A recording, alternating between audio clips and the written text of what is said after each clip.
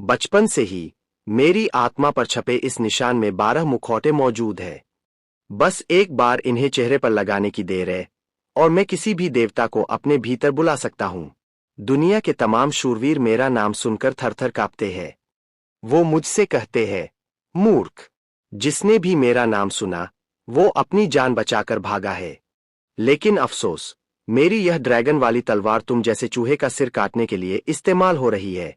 लेकिन लोग इस 1000 साल पुराने रहस्य को महज एक कचरा मुखौटा समझते हैं। मैं अचानक इस अजनबी और खतरनाक दुनिया में आ पहुंचा जहां हर तरफ तबाही थी। मेरे पास एक डेमन मास्क सिस्टम था जो धीरे धीरे एक्टिवेट हो रहा था, पर सिस्टम बार बार कह रहा था, अनुमति नहीं है, आत्मा का तालमेल कम है। इसी बीच परफॉर्मेंस क्लब के प्रेसिडेंट ने मुझे डांटते हुए कहा कि मैं दिखने में बहुत हैंडसम हूं, इसलिए मुझे नए छात्रों के स्वागत समारोह में बैकस्टेज का काम थमा दिया गया। यह बात मुझे बिल्कुल पसंद नहीं आई। उन कमजोर लोगों की तरह रहने से बेहतर था कि मैं मंच पर अपनी बड़ी तलवार लहराऊं। मैंने हथियारों के ढेर से एक 2 मीटर लंबी ड्रैगन तलवार निकाली और उसे हवा में लहराया। भले ही यह एक प्रोप थी, पर इसका वजन 10 किलो से ज्यादा था। मैंने सालों से अपनी ट्रेनिंग नहीं छोड़ी थी। अगर पोषण सही मिलता तो मैं आज एक एथलीट होता। तभी मेरा दोस्त जियांग मिंग हाफते हुए कमरे में आया। मैंने पूछा, तुम यहाँ क्या कर रहे हो? उसने कहा, भाई, तुम बहुत अच्छे हो जो बाहर लड़कियों को देखने नहीं गए और यहाँ मेरा साथ दे रहे हो। मुझे लगा वो अकेला था इसलिए आया है, पर अगले ही पल वो डरकर जमीन पर गिर गया और रोते हुए बोला, लाओसू, अनर्थ हो गया। ऑडिटोरियम के अंदर एक भयानक राक्षस घुस आया है। उसने सारे छात्रों और प्रोफेसरों को खा लिया है। मैं सन्न रह गया। मैं इस दुनिया में 19 साल से था, पर आज तक ऐसा कुछ नहीं देखा था। आखिरकार यूनिवर्सिटी में मुझे यह दानव देखने को मिल ही गया। जियांग मिंग ने बताया कि वह राक्षस शेर और तेंदुए जैसा दिखता है और उसकी आंखें बहुत बड़ी है। वह बुरी तरह घबराया हुआ था और पुलिस को फोन करने की बात कर रहा था। मैंने अपना फोन उसे दिया और कहा, तुम पुलिस को बुलाओ, मुझे बाहर जाना होगा। जैसे ही मैं तलवार लेकर निकलने लगा, जियांग मिंग ने मुझे रोका और कहा, अरे भाई, बाहर बहुत खतरा है, तुम बाहर जाकर क्या करोगे? मैंने कहा, मैं लोगों को बचाने जा रहा हूं। तुम यहीं छुपे रहो और जब तक पुलिस न आए, दरवाजा मत खोलना। मैं तेजी से गलियारे की तरफ भागा। मेरा दिल तेजी से धड़क रहा था। जियांग मिंग ने जिस राक्षस का हुलिया बताया था, वह मेरे पुराने परिचित श्योंगबो जैसा लग रहा था। वही 12 राक्षसों में से एक, जिसकी वजह से मैं इस दुनिया में आया था। इतने सालों बाद वो आखिरकार बाहर आ ही गया था। आज मैं उसे बताऊंगा कि यहाँ का असली बॉस कौन है। जब मैं ऑडिटोरियम के पास पहुंचा, तो हर तरफ से छात्र जान बचाकर भाग रहे थे। वे मुझे तलवार लेकर अंदर जाते देख चिल्लाए, यह क्या कर रहा है? अपनी जान गंवानी है क्या? शोव करने का यह सही वक्त नहीं है। तभी एक घायल और खून से लथपथ लड़की भागती हुई आई और बोली, क्या तुम हमें बचाने आए हो? प्लीज मेरे साथियों को बाहर निकालने में मदद करो। मैंने अंदर देखा, जहां कुछ छात्र मरे पड़े थे और कुछ गंभीर रूप से घायल थे। मुझे समझ आ गया कि वो राक्षस यहीं कहीं है। मैंने उस लड़की से कहा, तुम खुद कोई रास्ता निकालो, मेरे पास इससे भी जरूरी काम है। मैं उसकी तरफ देखे बिना आगे बढ़ गया। पीछे से एक छात्र चिल्लाया, दीदी, यह लड़का तो मरने जा रहा है। वह राक्षस इंसानों को खा रहा है। वह हमें भी पकड़ लेगा, यहां से भागो। ऑडिटोरियम के अंदर हर तरफ खून के निशान थे और मांस चबाने की भयानक आवाजें आ रही थीं। तभी मंच के नीचे छुपे एक लड़के ने रोते हुए कहा, भाई, मुझे बचा लो। मैंने ऊपर देखा, मंच पर वही भयानक दानव श्योंगबो एक लाश को नोच नोच कर खा रहा था। उसकी खूंखार आंखें और खून से सने दांत बेहद डरावने थे। मैंने उसे देखते ही पहचान लिया। वह दानव भी मुझे देखकर समझ गया कि उसका शिकार करने आया हूं। वह एक छोटी कार जितना बड़ा था। मैंने मुस्कुराते हुए कहा, पिछली जिंदगी में तो तुम मेरे सामने खड़े होने के लायक भी नहीं थे और इस जिंदगी में मेरे सामने आंखें दिखा रहे हो। आज तुम्हारा खेल खत्म। मंच के नीचे छुपा लड़का मेरी आंखों में खूनखराबे का गुस्सा देखकर और डर गया और कहने लगा, नहीं, मुझे नहीं बचना, यह तो मुझे भी साथ में मार डालेगा। तभी, जब राक्षस खाने में व्यस्त था, मैंने अपनी सालों की ट्रेनिंग का इस्तेमाल किया और हवा में ऊंची छलांग लगाकर उसकी पीठ पर तलवार से जोरदार वार किया। दानव दर्द से चिल्ला उठा।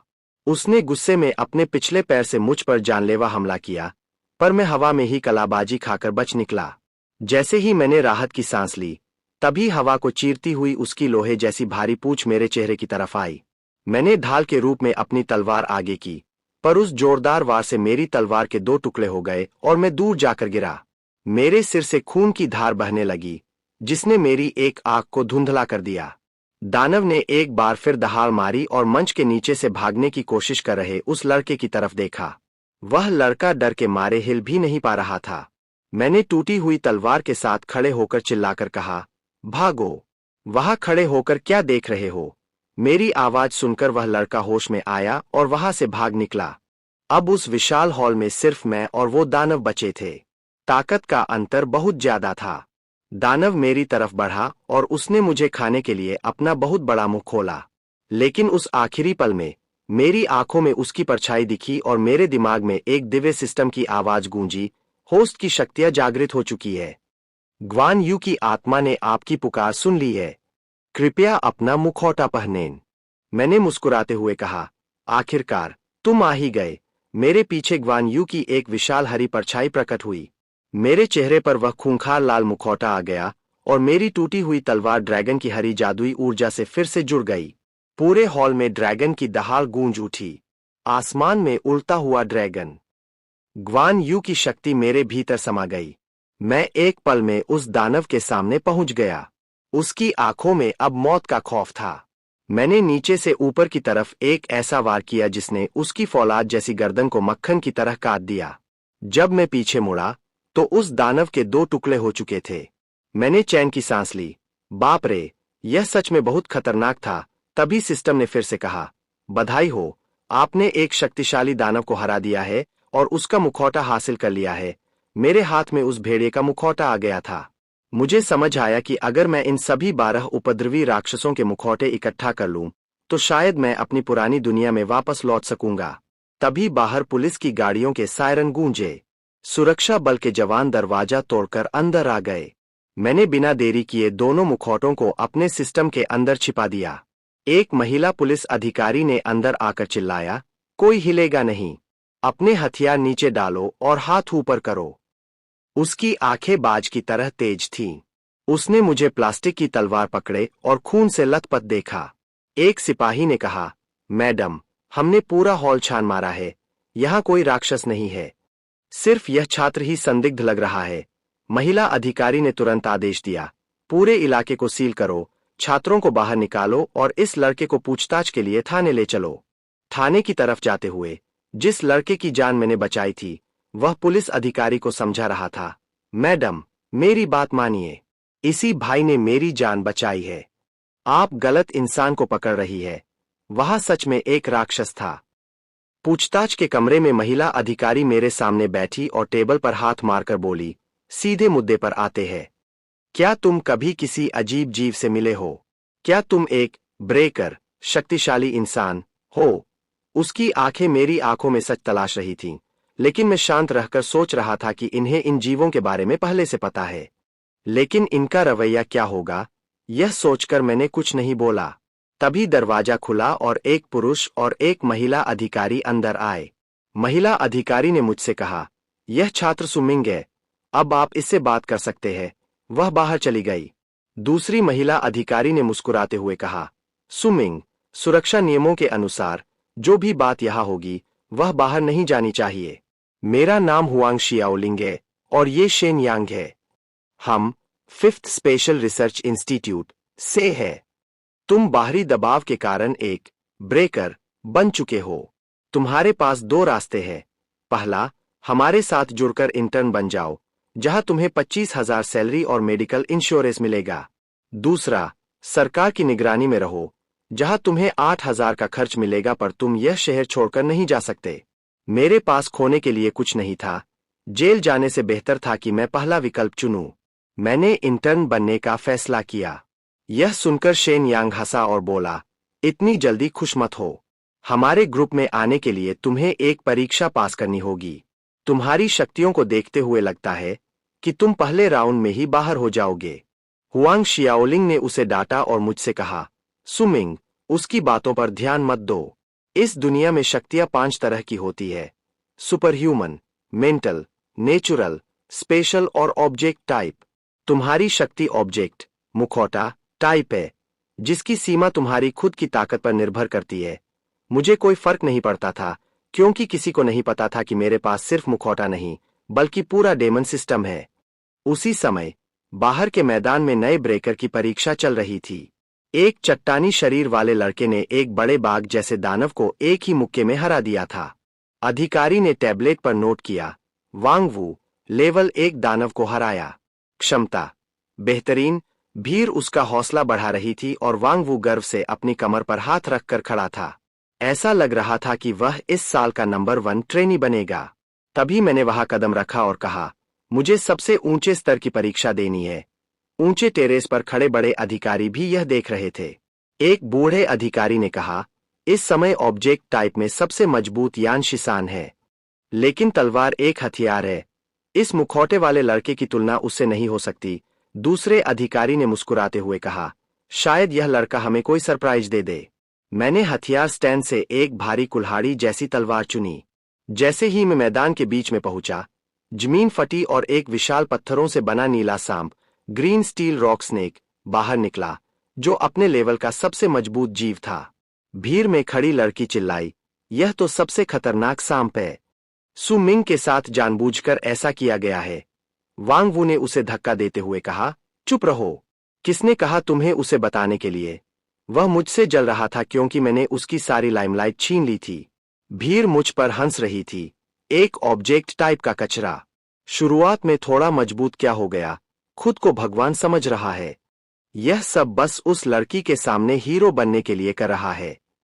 उनकी बातें मेरे कानों में गूंज रही थीं, पर मेरा ध्यान सिर्फ उस सांप पर था। मेरे अंदर गुस्सा बढ़ रहा था। मैंने अपने पैर जमीन पर जमाए और एक गहरी सांस लेकर पूरी ताकत से उस विशाल सांप की तरफ दौड़ पड़ा। और उसी पल मेरी आंखों में लाल चमक उठी और वह खूंखार मुखौटा फिर से मेरे चेहरे पर आने लगा। एक ही झटके में यह मुखौटा मेरे चेहरे पर आ गया। जैसे ही यह असली लगा, मैं वापस होश में आ गया। एक पल में मुझे ऐसा लगा जैसे मैं रणभूमि में दुश्मनों पर टूट पड़ने वाला कोई सेनापति हूं। मेरी गति अचानक 3 गुना बढ़ गई। कितनी तेज रफ्तार है! क्या यह व्यक्ति सुपरह्यूमन, परामानव श्रेणी का कोई जागृत योद्धा है? नहीं, यह तो उसने मुखौटा पहना हुआ है। इस समय यहां तक कि वेई कमिश्नर को भी इसमें दिलचस्पी आ गई थी, और मेरी इस अचानक बढ़ी रफ्तार की वजह से उस हरे रंग के विशालकाय सांप, किंगगैंग रॉक स्नेक, की पूंछ का वार एक पल के लिए चूक गया। मैंने फुर्ती से रास्ता बदला और उसके इस जानलेवा हमले से बच निकला। सही मौका देखते ही मैं एक बार फिर उस विशालकाय सांप की तरफ लपका। मेरे हाथ में मौजूद तलवार अचानक धधकती आग की लपटों में घिर गई और वह सीधे सांप की गर्दन की तरफ बढ़ी, जिससे हवा में चमकती हुई तलवार की एक तेज धार दिखाई दी। वह आग बारूद की तरह भड़क उठी और देखते ही देखते चारों तरफ फैल गई, जिससे वह सांप दर्द से तड़पने लगा। सु मिंग, जब किंगगैंग रॉक स्नेक आग के संपर्क में आता है, तो उसके शरीर की परतें, स्केल्स, खुल जाती है। वही समय उसकी सुरक्षा का सबसे कमजोर पल होता है। पास ही खड़ी बाई शियाओ शियाओ ने तुरंत चिल्लाकर आगाह किया। इस समय वांग वू का ध्यान बाई शियाओ शियाओ की बातों पर बिल्कुल नहीं था। उसे अपनी आंखों देखी पर यकीन नहीं हो रहा था। एक सामान्य श्रेणी का जागृत योद्धा भला आग का इस्तेमाल कैसे कर सकता है? क्या मैं ही यहां सबसे कमजोर हूं? मैदान में नीचे खड़े लोगों के बीच चल रही इस असमंजस भरी चर्चा को सुनकर मन ही मन मुस्कुराया। असल में यह आग की तलवार कोई अनोखी शक्ति या जागृत क्षमता नहीं थी। मैंने तो बस अपने हमले का असर बढ़ाने के लिए पहले से ही तलवार पर मिट्टी का तेल लगा रखा था। अब रही बात कि मिट्टी का तेल कहां से आया, तो एक जादूगर का अपने पास कुछ जादुई सामान रखना कोई गैरकानूनी तो नहीं है, ए ना? एक्स। मैदान में तड़पते हुए उस सांप को देखकर मेरी फुर्ती एक बार फिर बढ़ गई। पलक झपकते ही मैंने कई मीटर की दूरी तय कर ली और हाथ में थामी तलवार हवा में किसी पंखे की तरह घूमने लगी, जैसे कोई उड़ता हुआ ड्रैगन हो। एक ही झटके में सांप की जीभ कट गई और उसका पूरा शरीर टुकड़ों में बिखर गया, जो रोशनी की बूंदों की तरह पूरे मैदान में गायब हो गया। पूरा का पूरा परीक्षा मैदान अचानक एक अजीब सन्नाटे में डूब गया। अगर जमीन पर पड़े हुए गहरे गड्ढे और दरारें न होती, तो कोई भी इस बात पर भरोसा नहीं करता कि अभी अभी एक डी ग्रेड कि खतरनाक जीव को मुझ जैसे नए खिलाड़ी ने एक ही वार में ढेर कर दिया है। सु मिंग, ग्रेड ई, क्षमता सामान्य, साधारण ट्रेनिंग। चिन रीशिन की आवाज ने उस सन्नाटे को तोड़ा, लेकिन उसकी बात सुनते ही पूरे मैदान में हड़कंप मच गया। ऐसा कैसे हो सकता है? जब सुमिंग ने डी ग्रेड के जीव को हरा दिया और परीक्षा की शर्त पूरी कर दी, तो उसे ई ग्रेड क्यों दिया जा रहा है? बाई शियाओ शियाओ का चेहरा गुस्से से लाल हो गया और उसने चिन रीशिन से सीधे सवाल कर दिया, तुम खुद देखो, उसके हाथ में मौजूद तलवार टूट चुकी है। भले ही पिछले वार ने सांप की गर्दन को छू लिया हो, लेकिन वह उसकी हड्डियों को पूरी तरह नहीं काट सका। ऐसे घाव के बावजूद वह जीव आखिरी सांस तक लड़ सकता था, लेकिन अपनी तलवार खो चुका सुमिंग अब उसे कोई नुकसान नहीं पहुंचा सकता था। चिन रीशिन ने बेरुखी से जवाब दिया। चिन रीशिन की इस दान से बाई शियाओ शियाओ का चेहरा उतर गया। उसने अपना मुंह तो खोला पर समझ नहीं आया कि वह क्या पलटवार करे। और वैसे भी एक मामूली सी चीजों का इस्तेमाल करने वाले जागृत योद्धा के लिए सामान्य ट्रेनिंग का ग्रेड पाना ही अपने आप में एक बहुत बड़ा परिणाम है। चिन रीशिन ने ताना मारना जारी रखा, लेकिन तभी अचानक एक तेज रोशनी की लकीर हवा को चीरती हुई गुजरी। चिन रीशिन की उंगलियों के बीच दबी सिगरेट अचानक बुझ गई और उसका चेहरा गुस्से से काला पड़ गया। वह टूटी हुई तलवार का आधा हिस्सा उसके ठीक पीछे कंक्रीट की दीवार में धंसा हुआ था और उसका हत्था अभी भी तेजी से कांप रहा था। मैंने धीरे से अपना सिर उठाया। चीफ चिन, परीक्षा अभी खत्म नहीं हुई है। क्या आप नीचे आकर मुझे कुछ सिखाने की हिम्मत करेंगे?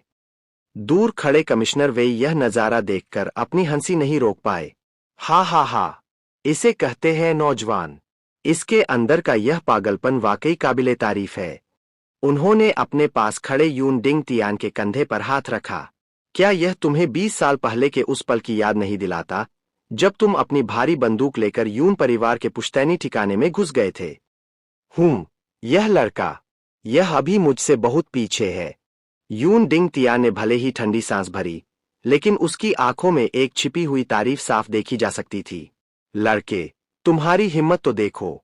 एक अदना सा खिलौना इस्तेमाल करने वाला कचरा आज चीफ को चुनौती दे रहा है। सबके सामने मिली इस चुनौती से चिन रीशिन का पारा चढ़ गया और वह ठंडे लहजे में बोला। अपनी बात खत्म करते ही वह मैदान की तरफ तेजी से लपका। जैसे ही उसके पैर जमीन पर पड़े, वहां मकड़ी के जाले की तरह दरारें आ गईं। आज मैं तुम्हें दिखाऊंगा कि असली डी ग्रेड की ताकत क्या होती है। अब तो सब खत्म हो गया।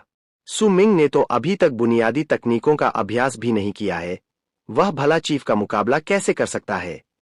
दर्शकों के कोने में बैठी बाई शियाओ शियाओ का चेहरा डर के मारे सफेद पड़ गया था। लेकिन तभी अचानक मेरे दोनों पैर डगमगाए और मैं गिरते गिरते बचा। मुखौटे के पीछे से ठंडे पसीने की बूंदें बहने लगी थीं। हा हा हा, आखिरकार तुम्हें समझ आ ही गया। सामने खड़े चिन रीशिन ने ठहाका लगाते हुए ताना मारा। बिना किसी बुनियादी अभ्यास के अपनी शक्तियों का इस तरह अंधाधुंध इस्तेमाल करोगे तो यही होगा। भले ही तुम चीजों का इस्तेमाल करने वाले योद्धा हो, पर एक बच्चा अगर बड़ी तलवार उठा भी ले तो उसे ज्यादा देर हवा में नहीं लहरा सकता। तो यह बात थी। पहली बार जब मैंने उस भालू जैसे जीव पर हमला किया था, तो सिर्फ एक ही वार में लड़ाई खत्म हो गई थी, इसलिए मुझे इस कमजोरी का एहसास नहीं हुआ। लेकिन अब इस मुखौटे को ज्यादा देर पहनने की वजह से ऐसा लग रहा था जैसे मुखौटे के पीछे से अनगिनत बारीक नसें मेरे चेहरे में धंस गई हो और लगातार मेरी ऊर्जा को सोख रही हो। मैं तो सोच रहा था कि इस मुखौटे की ताकत से चिन रीशिन को मजा चखाऊंगा, पर यहां तो दाव उल्टा पड़ गया। जब मैं इसी उलझन में था, तभी अचानक मेरे दिमाग में एक बेहद ठंडी और रहस्यमयी सी सिहरन दौड़ी। इससे पहले कि मैं कुछ समझ पाता, सामने खड़ा चिन रीशिन अपनी जगह से गायब हो चुका था। कितना तेज है! मैंने चिन रीशिन को अचानक गायब होते देखा तो मेरी आंखें फटी की फटी रह गईं। मुझे अंदाजा नहीं था कि बिना अपनी मुख्य क्षमता का इस्तेमाल किए भी वह इतनी भयानक रफ्तार पकड़ सकता है। क्या देख रहे हो कचरे? मैंने तो अभी अपनी खास ताकत का इस्तेमाल भी नहीं किया और तुम सकपका गए। चिन रीशिन की आवाज अचानक मेरे सिर के ठीक पीछे से आई और कान के पास हवा का एक तेज झोंका महसूस हुआ। मैंने तुरंत फुर्ती दिखाते हुए खुद को आगे की तरफ झोंका और किसी तरह उसके पीछे से किए गए वार से खुद को बचाया। प्रतिक्रिया तो अच्छी है, लेकिन किसी काम की नहीं। मैं अभी संभल भी नहीं पाया था कि मेरी आंखों के सामने एक धुंधलापन छा गया, और तभी मुझे यह देखकर गहरा झटका लगा कि वापस उसी जगह पहुंच चुका था जहां मैं पहले खड़ा था। एक जोरदार आवाज के साथ मेरे पेट में असहनीय दर्द हुआ और मेरा शरीर हवा में उछल गया। इससे पहले कि मैं संभल पाता, मेरा शरीर एक बार फिर कांपा। पेट को पकड़कर मैं दोबारा चिन शिन के ठीक सामने खड़ा पाया गया। अगले ही पल एक भारी डंडा सीधे मेरे चेहरे की तरफ बढ़ा। मुझे लगा जैसे मेरा सिर घूम गया हो और तभी चेहरे पर एक ठंडी सिहरन महसूस हुई। वह मुखौटा देखते ही देखते हवा में गायब हो गया। बाकी के सभी छात्र मेरी एक बात कान खोलकर सुन ले। अपनी मामूली सी शक्तियों पर घमंड करके कभी भी अपने सीनियर को चुनौती देने की भूल मत करना। चिन शिन ने चिल्लाकर मेरी उस लड़ाई को बिल्कुल बेकार और मामूली साबित कर दिया। शायद अपनी धाक जमाने का उसके पास यही एक तरीका था। आसपास खड़े सभी जांचकर्ता सहम गए और उनकी आंखों में मेरे लिए सहानुभूति साफ दिख रही थी। लेकिन उनका ध्यान इस बात पर नहीं गया कि जमीन पर पड़े मेरे मुंह से एक अजीब और डरावनी हंसी निकल रही थी और मेरा शरीर बिना नियंत्रण के कांप रहा था।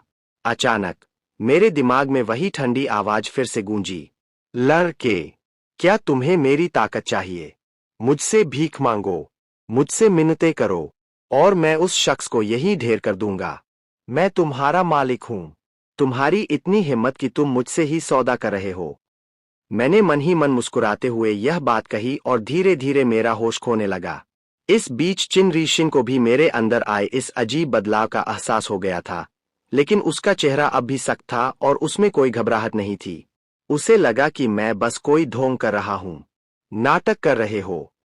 चिन शिन ने तुरंत अपनी ताकत बटोरी। उसके हथियार पर एक काली धुंध सी छा गई। अगर तुम्हें अपनी जान इतनी ही प्यारी है तो मेरा एक और वार झेलो।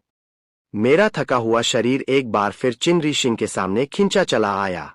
वह भारी हथियार पूरी ताकत के साथ दोबारा मेरे चेहरे पर बरसने ही वाला था कि तभी एक भयानक हंसी गूंजी।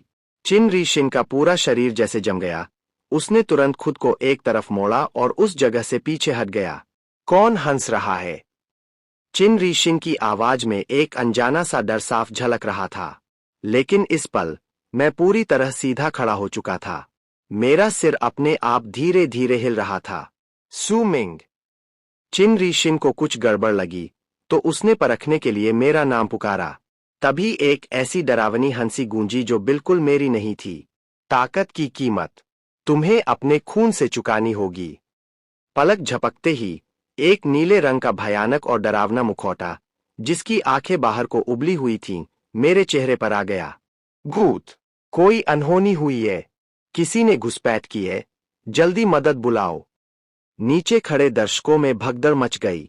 तभी अचानक कोट पहने एक शख्स सामने आया और उसने भागते हुए लोगों का रास्ता रोक लिया। सब शांत हो जाओ। तुम सब जांचकर्ता हो। अपनी आंखें खोलकर देखो। वह सिर्फ एक मुखौटा है। लोगों ने सिर उठाकर देखा तो पाया कि वह वेई कमिश्नर थे, जिससे सबने राहत की सांस ली। इस समय वेई कमिश्नर की गहरी नजरें मेरे चेहरे पर मौजूद उस मुखौटे पर टिकी थीं और उनके दिल में एक खलबली मची हुई थी। ऐसा लगता है इस लड़के के पास सिर्फ एक नहीं बल्कि कई मुखौटे हैं और वह उन्हें बदल भी सकता है। लेकिन मैदान में खड़े चिन शिन के लिए स्थिति इतनी आसान नहीं थी। मेरे शरीर से निकलने वाला दबाव लगातार बढ़ता जा रहा था और वह भयानक मुखौटा उसकी आंखों के सामने बड़ा होता जा रहा था। उसका डर उसे वहां से भाग जाने के लिए कह रहा था।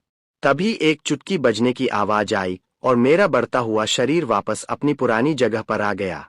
चिन शिन की इस खास क्षमता का नाम शना हुआंग टाइम एको था। यह न सिर्फ दुश्मन की स्थिति को 3 सेकंड पहले जैसा कर सकती थी, बल्कि अपनी स्थिति को भी दर्ज रख सकती थी।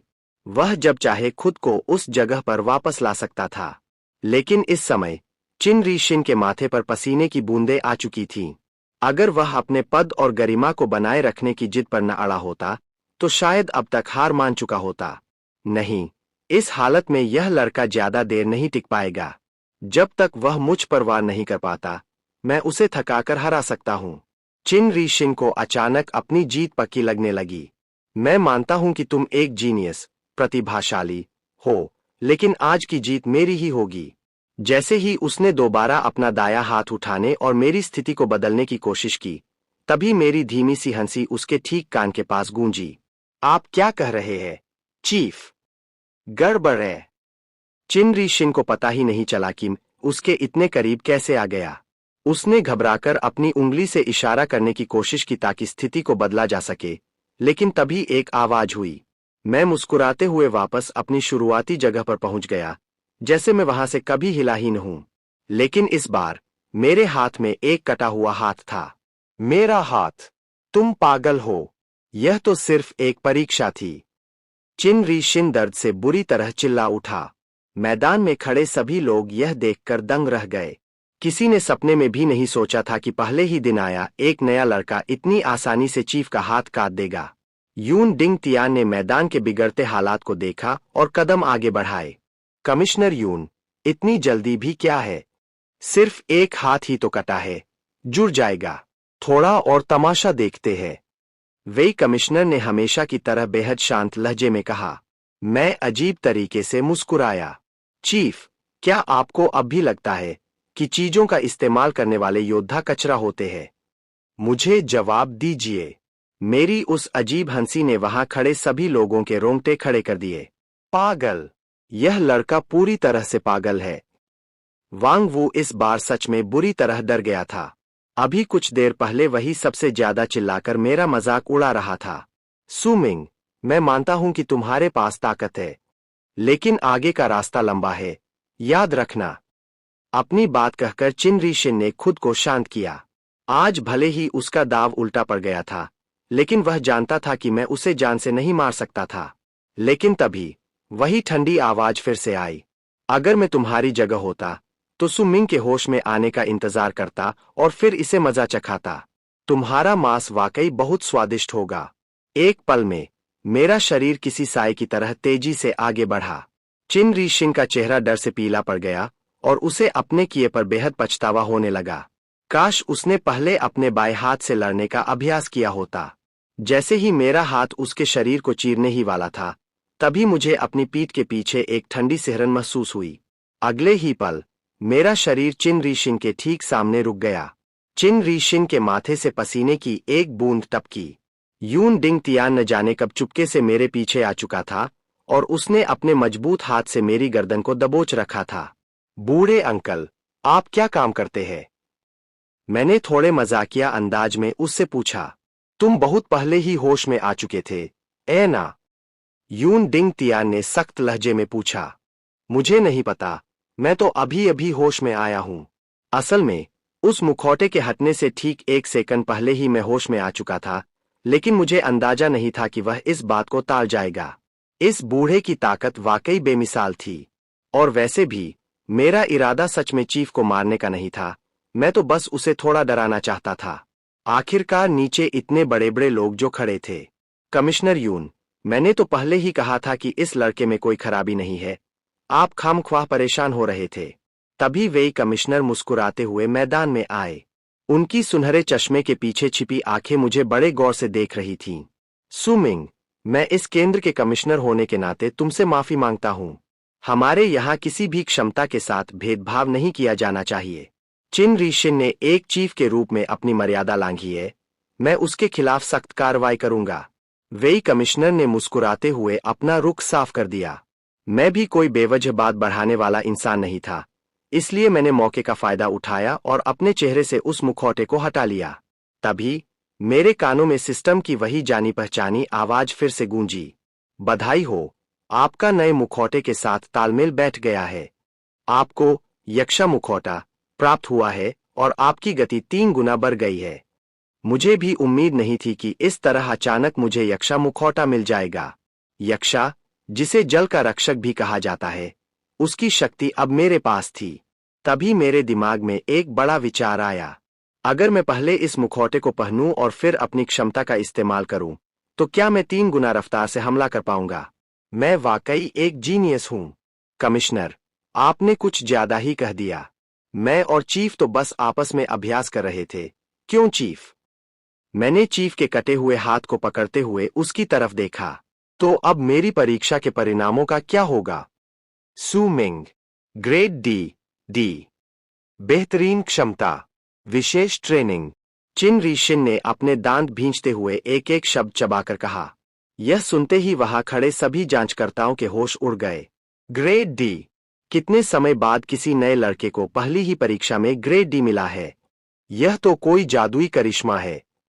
उनका हैरान होना लाजमी था, क्योंकि इस केंद्र में क्षमताओं को साधारण, उत्तम और बेहतरीन जैसी श्रेणियों में बांटा जाता था और बेहतरीन ग्रेड पाने वाले का भविष्य बेहद उज्ज्वल माना जाता था। इसके बाद लाइब्रेरी, पुस्तकालय के भीतर वे कमिश्नर ने मुझे मार्शल आर्ट्स के नियमों और बुनियादी तकनीकों के बारे में विस्तार से समझाया।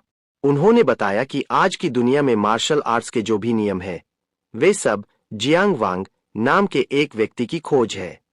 इसके 9 चरण होते हैं, जो आपकी जागृत शक्तियों से बिल्कुल अलग काम करते हैं। आमतौर पर जिसकी मार्शल आर्ट्स अच्छी होती है, उसकी क्षमताएं भी कमजोर नहीं होती।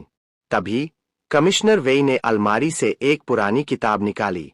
सुमिंग, यह एक बेहद प्राचीन किताब है, जिसके स्रोत के बारे में कोई नहीं जानता। माना जाता है कि मार्शल आर्ट्स की शुरुआत यहीं से हुई थी। जैसे ही वह किताब खुली, मेरी आंखें फटी की फटी रह गईं। उस पन्ने पर 3 सिर और 8 भुजाओं वाली एक देवी की तस्वीर बनी थी। वह और कोई नहीं, बल्कि दोमू युआनजुन, गॉडेस डोमू, थीं। क्या तुम इस तस्वीर को पहचानते हो? कमिश्नर वेई ने मेरी आंखों के हाव भाव भांपते हुए पूछा। मैं थोड़ा झिझका। क्या इस दुनिया में दोमू युआनजुन के बारे में कोई नहीं जानता? जब ये लोग गुआन यू, गुआन वायु को नहीं जानते, तो जाहिर है इन्हें इनके बारे में भी नहीं पता होगा। इन सालों में हमने पूरी ताकत लगाकर अनगिनत पुरानी किताबें छानी, लेकिन इस तस्वीर में दिखने वाले भगवान के बारे में हमें कोई जानकारी नहीं मिली। कमिश्नर वेई को ज्यादा सवाल न करते देख मैंने राहत की सांस ली। ठीक है, यह किताब कुछ समय के लिए तुम्हारे पास रहेगी। यह बेहतरीन क्षमता वाले नए छात्रों को मिलने वाला एक विशेष उपहार है। आमतौर पर खुद से सीखी गई तकनीकें इंसान के लिए ज्यादा फायदेमंद होती है। आमतौर पर देखा जाए तो खुद से पहचानी गई शक्तियां और कला ही इंसान के लिए सबसे सही होती है। इसके तुरंत बाद चीफ वेई ने वह रहस्यमयी स्क्रॉल मेरे हाथों में सौंप दिया। बेशक यह तुम्हें कोई मुफ्त में नहीं मिल रहा है। 1 महीने बाद होने वाली हमारी इंटरनल मीट में तुम्हें जाना होगा। तुम्हें उन घमंडी लोगों को दिखाना है कि इस तरह की वस्तुओं की असली ताकत क्या होती है और वे कितनी शक्तिशाली हो सकती है। चीफ वेई की इस स्पष्ट और बेबाक बात को सुनकर मैं भी अपनी हंसी नहीं रोक पाया। फिर उन्होंने इशारा किया और एक गुलाबी बालों वाली लड़की कमरे में दाखिल हुई। मैंने कभी नहीं सोचा था कि वह बाई शियाओ शियाओ होगी। अब से वह तुम्हारी पर्सनल असिस्टेंट के तौर पर काम करेगी। मिशन को संभालने से लेकर हर प्रक्रिया में तुम उसकी मदद ले सकते हो। और हाँ, तुम दोनों एक ही जगह साथ रहोगे। चीफ ने एक गहरी और रहस्यमयी मुस्कान के साथ यह कहा। इस पर मैं सिर्फ एक अजीब और झेम भरी मुस्कान ही दे सका। उसी रात ब्यूरो के अपने कमरे में मैंने दीवार पर टंगे उस चित्र के सामने झुककर गहरा प्रणाम किया। हजारों रूपों और चेहरों वाली विद्या, 3 सिर और 6 भुजाओं की असीम शक्ति। मैं सुमिंग, अमर गुरु को नमन करता हूं। अचानक एक सुनहरी रोशनी ने मेरे पूरे शरीर को घेर लिया। मेरे चारों ओर 3 सिर, 6 भुजाओं और 12 चेहरों वाली एक दिव्य आकृति उभरने लगी। मैंने कभी नहीं सोचा था कि इस साधना चित्र से मैं सच में एक बेहद शक्तिशाली मार्शल आर्ट तकनीक सीख पाऊंगा, जिसने मुझे सीधे अगले स्तर पर पहुंचा दिया। अब जाकर मेरी असली मार्शल आर्ट्स की यात्रा शुरू हुई थी। अगले दिन मैंने बाई शियाओ शियाओ से अपने लिए एक डी-लेवल मिशन ढूंढने को कहा। आखिरकार मेरी मौजूदा ताकत उस पुरानी लड़ाई के मुकाबले अब कई गुना बढ़ चुकी थी। जब दूसरा विरोधी डी-लेवल मिशन कर सकता है, तो ऐसा कोई कारण नहीं कि मैं न कर पाऊं। लेकिन मैं इस बात से अनजान था कि वह विरोधी डी-लेवल के एजेंटों में सबसे कमजोर था, इसीलिए उसे लंबे समय तक ट्रेनर बनाकर रखा गया था। मुझे मिशन बोर्ड पर एक केस मिला है, जिंगचेंग यूनिवर्सिटी के छात्रों के गायब होने की जांच। सुमिंग, क्या हमें यह मिशन लेना चाहिए? जैसे ही मैंने जिंगचेंग यूनिवर्सिटी का नाम सुना, मैं तुरंत बिस्तर से उठकर बैठ गया। आखिर वह मेरा पुराना कॉलेज जो था। मैंने कंप्यूटर स्क्रीन की तरफ देखा, जहां साफ लिखा था 1921 जुलाई को जिंगचेंग यूनिवर्सिटी के एक हॉस्टल से 4 छात्र अचानक गायब हो गए। क्या यह कॉलेज की लापरवाही है या किसी की गहरी साजिश? मैंने तुरंत कहा, हम इसी मिशन पर जाएंगे। वैसे भी मैं एक बार अपने पुराने कॉलेज वापस जाना चाहता था। उसी वक्त जिंगचेंग यूनिवर्सिटी के लड़कों के हॉस्टल के बाहर एक लड़की पुलिस वालों से बहस कर रही थी। मैडम, जियांग मिंग इस गेम का इकलौता और सबसे अहम गवाह है। अभी उसे किसी से भी मिलने की इजाजत नहीं दी जा सकती। पुलिस अधिकारी ने बेहद शांत और संयत आवाज में उसे समझाने की कोशिश की। यह मेरा ऑफिशियल आई कार्ड है। आप चाहे तो अपने सीनियर अधिकारी से इसकी सच्चाई की पुष्टि कर सकते हैं। मैं यहां आपको आदेश दे रही हूं, आपकी अनुमति नहीं मांग रही। लड़की के इस सख्त और आक्रामक रवैये को देखकर दोनों पुलिस वालों के चेहरे भी गंभीर हो गए। तो मैडम, बेहतर होगा कि आप पहले हमारे सीनियर अधिकारियों से बात करके इस मामले को सुलझा लें। जैसे ही हमारे पास ऊपर से आदेश आएगा, हम खुशी खुशी आपको अंदर जाने देंगे। इतना कहकर दोनों पुलिस अधिकारी सीधे तने खड़े हो गए और उन्होंने रास्ता रोक लिया। उन्होंने उसकी बात पर आगे ध्यान देना बंद कर दिया। उनकी बात सुनते ही लिन क्यूरान का गुस्सा फूट पड़ा। उसकी उंगलियों के पोरों पर एक बेहद तीखी और चमकीली ऊर्जा इकट्ठा होने लगी। तुम लोग रास्ता छोड़ रहे हो या नहीं? क्या तुम हमें धमकी दे रही हो? दोनों पुलिस वालों का रुख और कड़ा हो गया और उन्होंने तुरंत अपनी बंदूकें तान ली।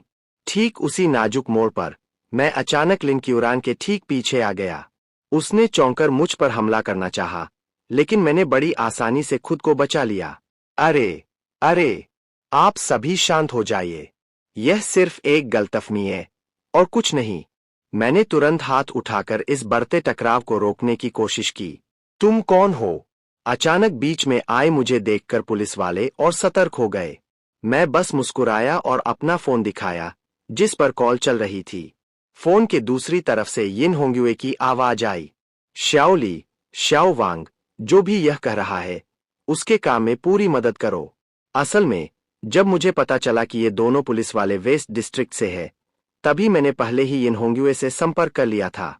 यकीनन अपने कमांडर का आदेश सुनते ही दोनों पुलिस वालों ने तुरंत अपनी बंदूकें नीचे कर ली और रास्ता छोड़ दिया। जल्दी अंदर जाइए, आपका मिशन सबसे पहले है। वैसे यह मैडम भी मेरी सहकर्मी है, तो कृपया इन्हें भी साथ आने दीजिए। मैंने शांत खड़ी लिन क्यूरान की तरफ इशारा करते हुए कहा। लिन क्यूरान की आंखों में साफ तौर पर हैरानी थी। उसे उम्मीद नहीं थी कि मैं उसकी मदद करूंगा। आखिर एजेंटों के बीच मुकाबला हमेशा कड़ा होता है और जो पहले मिशन पूरा करता है, जीत उसी की होती है। लेकिन जैसे ही लिन क्यूरान मेरे साथ हॉस्टल के कमरे में आई, जियांग मिंग मुझे देखते ही पूरी तरह टूट गया। उसकी आंखों से आंसू बहने लगे। ओल्ड सू, बहुत बुरा हुआ। झांग मिंग और शू जीशान दोनों गायब हो गए हैं। मुझे बहुत डर लग रहा है। क्या तुम दोनों एक दूसरे को जानते हो? यह इस मिशन से पहले मेरा रूममेट था। इसका नाम जियांग मिंग है। मैंने छोटा सा परिचय दिया। इसके बाद जियांग मिंग ने पूरी घटना की शुरुआत के बारे में बताना शुरू किया। हाल ही में कॉलेज में अचानक एक सिंगल्स हेल्प ग्रुप नाम का चैट ग्रुप बना। उसके एडमिन ने शर्त रखी कि सभी को हर वक्त मास्क पहनना होगा और कोई किसी की पहचान नहीं पूछेगा। बस दिए गए निर्देशों के मुताबिक तय जगह पर जाना था, जहां एक अलग तरह का अनुभव मिलना था। और यह सब बिल्कुल मुफ्त था। झांग मेंग और शू जीशान खुद को रोक नहीं पाए, लेकिन वहां जाने के बाद वे और उनके साथ गए बाकी छात्र भी रहस्यमय तरीके से गायब हो गए। ठीक है, अब रोना बंद करो। इस वक्त सबसे जरूरी उस मास्टरमाइंड को पकड़ना है जो इस सब के पीछे है। मैंने यह बात जानबूझकर पास खड़ी लिन क्यूरान को सुनाने के लिए कही। चूंकि पीड़ित छात्र थे, इसलिए लिन क्यूरान का भावुक होना लाजमी था। मुझे मत सिखाओ। एक मामूली ट्रेनी एजेंट होकर तुम मुझे उपदेश दे रहे हो, लिन क्यूरान ने आंखें तरेरते हुए कहा। लेकिन जैसे ही उसने झांग मेंग के कंप्यूटर पर उस ग्रुप चैट की बेहद आपत्तिजनक बातें देखीं, उसकी आंखों में अचानक कातिलाना गुस्सा दौड़ गया। सुमिंग, इस बार मैं तुम्हारे साथ काम करूंगी। यहां तक कि इस मिशन का पूरा इनाम भी तुम रख सकते हो। मैं बस हल्का सा मुस्कुराया और कोई आपत्ति नहीं जताई। आखिरकार एक डी लेवल के मददगार का साथ होने से मेरा काम काफी आसान होने वाला था। इसके बाद उस ग्रुप चैट के जरिए हम उस रात होने वाले इवेंट में कामयाबी से शामिल होने में सफल रहे। उस रात मैं और लिन क्यूरान मास्क पहनकर उस गुप्त ठिकाने के दरवाजे पर पहुंचे। सुमिंग, हम सीधे अंदर हमला क्यों नहीं कर देते? जब हमें लोकेशन पता ही है, तो इतनी औपचारिकता क्यों? मैंने बेहद धीमी आवाज में उसे समझाया। हमें अंदर जाकर सबसे पहले इस साजिश के पीछे का मकसद जानना होगा। ये सभी बातें आगे चलकर उन्हें सजा दिलाने के लिए सबूत बनेंगी। लेकिन उसने बस बेरुखी से हामी भरी। सच जानने से ज्यादा वह इस गुनाह को तुरंत खत्म करना चाहती थी। जैसे ही हमने उस हॉल का मुख्य दरवाजा खोला, हमारी आंखों के सामने एक बेहद आलीशान और चकाचौंध से भरी महफिल थी। मास्क पहने मेहमानों के बीच अजीब पोशाक पहने लोग घूम रहे थे और उन्हें हर तरह की सेवा दे रहे थे। मैंने कभी नहीं सोचा था कि इस छोटे से विला के अंदर ऐसा नजारा होगा। इतने सारे लोगों को इस काम में लगाना कोई छोटी बात नहीं थी। लिन क्यूरान ने मास्क के पीछे से मुझे देखा। उसकी आंखों में भी गहरी हैरानी और स्तब्धता थी। क्या आप दोनों के पास इनविटेशन है? तभी एक मास्क पहने महिला हमारे सामने आई और उसने हमसे पूछा। मैंने पहले से तैयार अपना फोन निकाला और उसे इनविटेशन की जानकारी दिखाई। ठीक है, कंफर्म हो गया है। आप दोनों अंदर पधारिए। आज का खास प्रोग्राम बस शुरू ही होने वाला है। वह महिला इतना कहकर तुरंत मुड़कर चली गई, जैसे उसे हमारी पहचान पर जरा भी शक न हुआ हो। लेकिन तभी पूरे हॉल की रोशनियां अचानक मद्धम हो गईं। एक तेज सफेद रोशनी सीधे स्टेज के बीचों बीच खड़े एक शख्स पर आकर टिकी। मेरी इस महफिल में आप सभी का स्वागत है। मैं ही आप लोगों का ग्रुप एडमिन हूं। आप मुझे यंग मास्टर झाओ कह सकते हैं।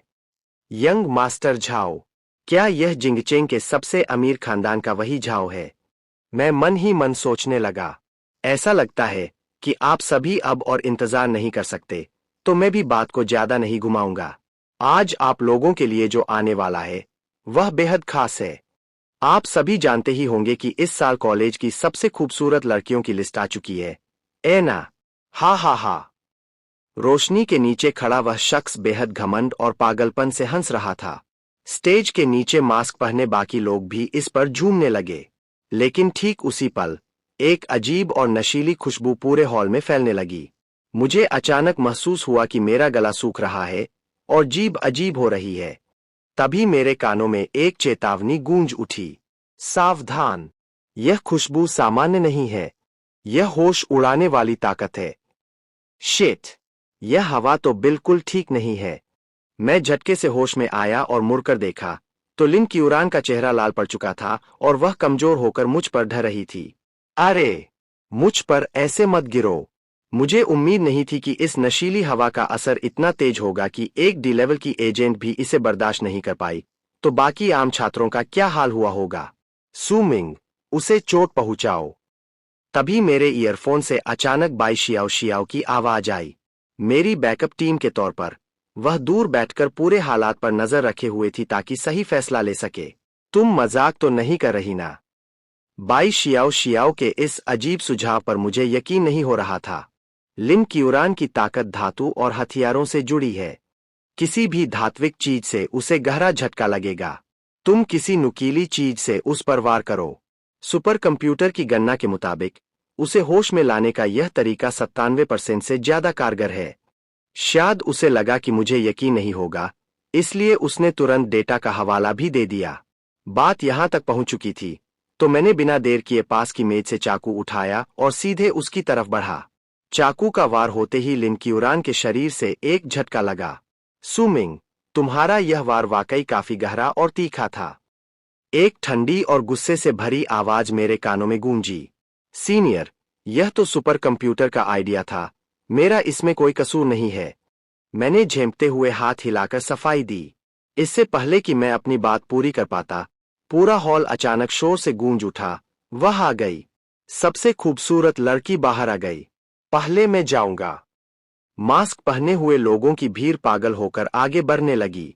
मैंने उचककर देखने की कोशिश की तो मेरा दिल बैठ गया और उल्टी आने को हो गई। वहां कोई इंसान नहीं था, बल्कि वह तो एक बेहद खौफनाक और आदमखोर राक्षस था। इस जीव का नाम मेई है, एक पूरी तरह विकसित दानव जिसके पास सी लेवल की खतरनाक ताकत थी।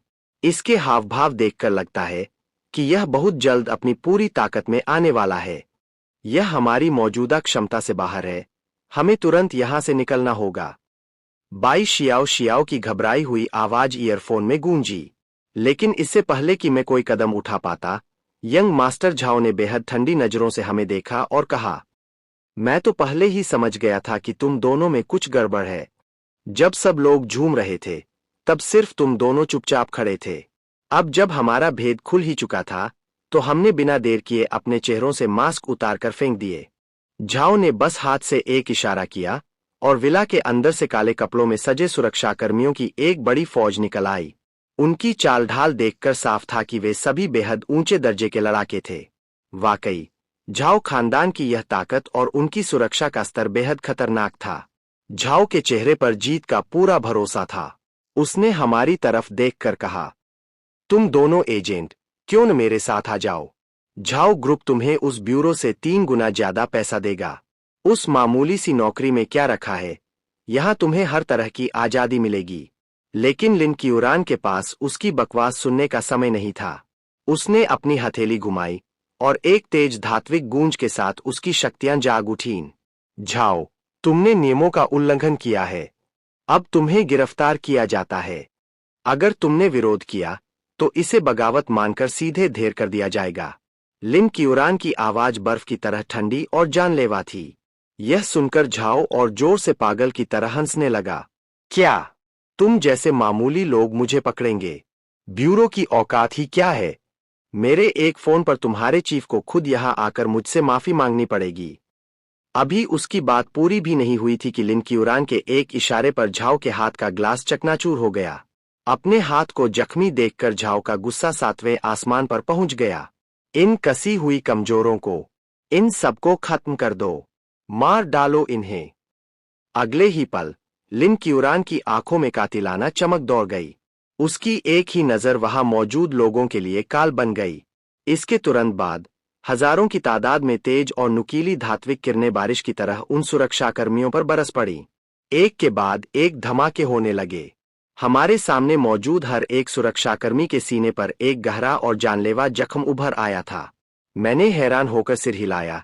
क्या आजकल की लड़कियां इतनी आक्रामक होती है? इनका तरीका तो किसी भी पेशेवर से कहीं ज्यादा खतरनाक है। तभी एक सुरक्षाकर्मी तलवार लहराता हुआ सीधे मेरी तरफ लपका।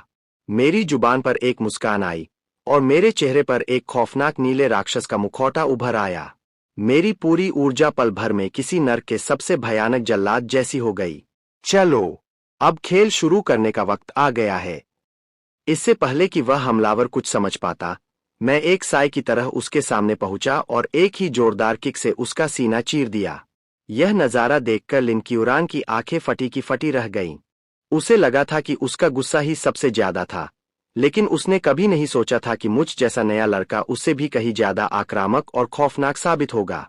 जब मैं और लिन क्यूरान बड़ी आसानी से उन सुरक्षाकर्मियों का सफाया कर रहे थे, तब जाकर झाओ को एहसास हुआ कि पासा पलट चुका है। वह कांपते हाथों से फोन मिलाते हुए चिल्लाने लगा, वे कमीने अभी तक कहाँ रह गए? क्यों नहीं आए अब तक? वह दुष्ट ताकत वाकई किसी काम की नहीं है। लेकिन उसकी बात पूरी होने से पहले ही मुखौटे की असीम गति के साथ मैं सीधे झाओ के 5 मीटर के दायरे में आ चुका था। मेरे ठीक पीछे वह दानव मेई अभी भी बेकसूरों की ऊर्जा सोखने में लगा हुआ था। मैंने सीधे झाओ की गर्दन दबोच ली। उसने किसी तरह झुककर अपने सिर को बचाने की कोशिश की, पर इससे पहले कि वह पूरी तरह संभल पाता, मैंने हाथ घुमाकर उसके शरीर पर गहरा वार कर दिया। राक्षसी ऊर्जा के मुखौटे के पीछे से मेरी आंखें सीधे झाओ के पीले पड़ चुके चेहरे पर टिकी थीं। यंग मास्टर झाओ, अब कहाँ भागोगे? मेरी उस भयानक आवाज को सुनकर बाकी बचे सुरक्षाकर्मी पूरी तरह खौफ में आ गए। वह कोई इंसान नहीं, वह तो कोई शैतान है। हमारे आका ने यह नहीं कहा था कि हमें किसी शैतान से लड़ना होगा। भागो यहां से। अगर बड़े बुजुर्गों को पता चला कि हम भाग गए, तो हमारा हश्र इससे भी बदतर होगा। इस वक्त झाओ का चेहरा पूरी तरह उड़ चुका था। उसकी पुरानी ठसक गायब थी। उसने बनावटी मुस्कान के साथ मुझसे मिन्नतें करना शुरू किया। भाई, शांत हो जाओ। एक मामूली सी नौकरी के लिए अपनी जान जोखिम में क्यों डाल रहे हो? तुम्हें जितना पैसा चाहिए मैं दूंगा। धन, दौलत, औरत, जो चाहो सब दूंगा। जब उसने देखा कि मैं लगातार आगे बढ़ रहा हूं, तो उसकी मुस्कान गायब हो गई और वह पूरी तरह चीख उठा, मोवू, अगर तुम अब भी नहीं आए तो मैं मारा जाऊंगा। झाओ की चीख सुनते ही मेरे मन में एक बेहद बुरा अंदेशा हुआ। जैसे ही मैंने लिन क्यूरान को आगाह करना चाहा, एक काला साया बिजली की गति से मेरे पीछे से गुजरा और सीधे लिन क्यूरान की तरफ बढ़ा। सावधान! मैंने चिल्लाकर उसे आगाह किया, लेकिन बहुत देर हो चुकी थी। एक भारी धमाके के साथ लिनक्यूरान का दाहिना हाथ जख्मी हो गया और वह पीछे जा गिरी। उसने तुरंत संभलकर कई जानलेवा हमले उस काले साय पर किए, लेकिन उस शख्स ने महज अपना दाहिना हाथ उठाकर उन सारे हमलों को हवा में ही गायब कर दिया। उस साय को आगे बढ़ते देख मैंने बिना देर किए झाओ की गर्दन को और जोर से भींच लिया और धमकी दी, रुक जाओ। अगर एक कदम भी आगे बढ़ाया तो मैं इसकी गर्दन तोड़ दूंगा। मेरा यह दाव काम कर गया। वह साया झाओ की सुरक्षा को लेकर फिक्रमंद दिखा और वही रुक गया। उसने अपनी ठंडी और कातिलाना नजरों से मुझे घूरना शुरू किया। तब जाकर मुझे उस शख्स को करीब से देखने का मौका मिला। उम्र करीब 50 के पार होगी, लेकिन उसकी मस्कुलर बॉडी किसी भी जवान को टक्कर दे सकती थी। सू मिंग, संभल कर। यह शख्स कोई आम लड़ाका नहीं है। इसकी मार्शल आर्ट्स का स्तर बेहद ऊंचा है। लिनक्यूरान ने अपने जख्मी हाथ को थामे हुए दर्द से कराहते हुए मुझे आगाह किया। वहीं मेरे ईयरफोन में बाई शियाओ ने तुरंत उस शख्स का पूरा कच्चा चिट्ठा ढूंढ निकाला था। मो वू, एक पुरानी बेहद शक्तिशाली मार्शल आर्ट्स फिफ्थ का पूर्व लीडर। उसकी एक तकनीक पूरे इलाके में मशहूर थी। 10 साल पहले वह रहस्यमयी तरीके से गायब हो गया था और उसकी आखिरी ज्ञात ताकत बेहद ऊंचे स्तर की थी। मैं बस एक फीकी मुस्कान ही दे सका। अब हालात ऐसे थे कि भागना मेरे हाथ में नहीं था। रास्ता पूरी तरह बंद था। इसे छोड़ो तो तुम जिंदा रहोगे, वरना यह भी मरेगा और तुम भी। अगर नहीं छोड़ा तो यहां कोई नहीं बचेगा। उसकी उस बिना किसी भावना वाली आवाज ने मेरे रोंगटे खड़े कर दिए। मैंने झाओ पर अपनी पकड़ और मजबूत कर ली, जिससे झाओ की गर्दन से खून की बूंदें छलक आईं। लेकिन मोवू ने मेरी धमकी को पूरी तरह नजरअंदाज कर दिया। वह ठंडी मुस्कान के साथ सीधे लिनक्यूरान की तरफ बढ़ा और उसके बालों को बेरहमी से जकड़ लिया। सिर में उठने वाले उस भयानक दर्द के बावजूद लिनक्यूरान चीखी नहीं। उसने बस अपने दांत भींचे रखे ताकि मेरा ध्यान न भटके। उस मोड़ पर मेरी उंगलियां कांपने लगी थीं। ऐसा लग रहा था कि हम बिल्कुल आखिरी छोर पर खड़े हैं। पैर कांप रहे थे और मन में एक पल के लिए झाओ को छोड़कर खुद को बचाने का ख्याल भी आया। लिनक्यूरान की आंखों में निराशा और आंसू थे। उसने धीरे से सिर झुकाया और बुदबुदाई, खत्म होने से पहले मैं एक बार फिर खुला आसमान देखना चाहती थी। ठीक उसी पल मैंने झाओ के शरीर को ढाल बनाया और अपनी आंखों की उस चमक को छिपाते हुए एक तगड़ा फैसला किया। मैंने एक जोरदार किक मारकर झाओ को सीधे मोवू की तरफ उछाल दिया। वह वार इतना जबरदस्त था कि झाओ के मुंह से खून निकल आया। अगर मोवू ने उसे नहीं लपका होता तो झाओ का बचना नामुमकिन था। मैं दाव खेल रहा था कि वह झाओ को मरने नहीं देगा। यकीनन ऐसा ही हुआ। मोवू तुरंत झाओ को बचाने के लिए आगे बढ़ा ताकि उसकी रफ्तार को रोक सके, लेकिन झाओ को फेंकने के बाद मैं भागा नहीं था। मैंने अपने अंगूठे से सीधे अपने दिल पर वार किया और उस मुखौटे की सबसे खतरनाक तकनीक को जगा दिया, असीम कातिलाना जुनून। भाई, चुपचाप देखकर मत निकल। नीचे 100 कमेंट चाहिए, तभी आएगा पार्ट 2। और एम्वर्स को सब्सक्राइब भी कर दे। उंगली ही तो हिलानी है, बिजली का बिल नहीं बढ़ेगा।